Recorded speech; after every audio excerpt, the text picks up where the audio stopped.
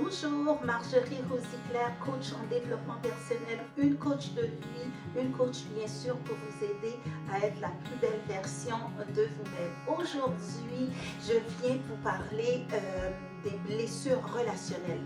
C'est quoi les blessures relationnelles? Donc, je vais vous dire ça tantôt, mais si tu tombes par hasard sur cette chaîne est une chaîne de développement personnel, de spiritualité et de beauté.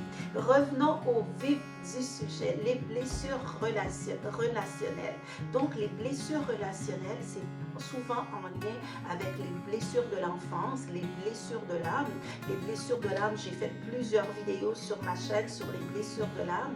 Il y a les blessures du rejet, les blessures de l'humiliation, les blessures de l'abandon, les blessures de l'injustice.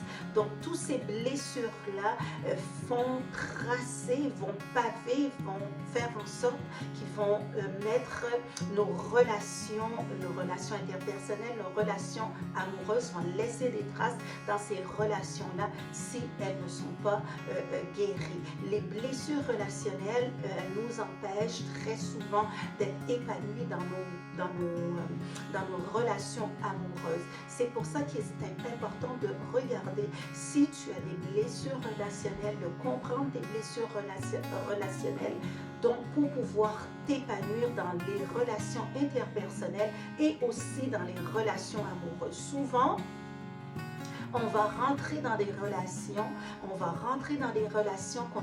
qui ne fonctionnent pas et on ne comprend pas pourquoi ces relations-là ne vont pas fonctionner. C'est souvent en lien avec nos carences relationnelles, c'est souvent en lien avec nos blessures relationnelles. C'est pour ça que ça ne fonctionne pas.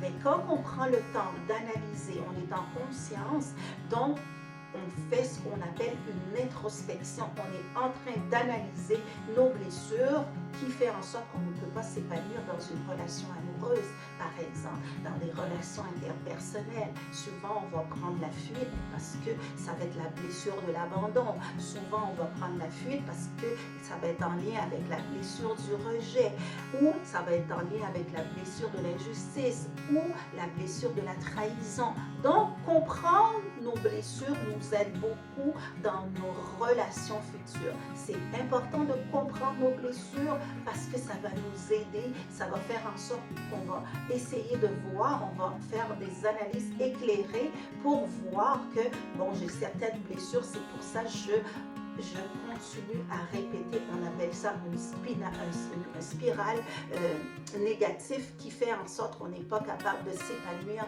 dans des relations. Nos relations n'aboutissent absolument à rien. C'est beaucoup en lien avec les blessures relationnelles et les carences relationnelles.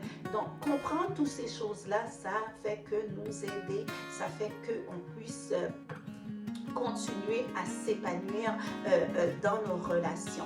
Mais toi, comment tu fais pour guérir de tes blessures relationnelles, de tes carences relationnelles? J'aimerais te lire dans la barre de commentaires.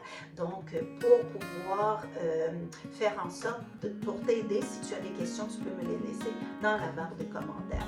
Donc, on travaille nos blessures relationnelles, nos carences relationnelles et on se revoit très très bientôt.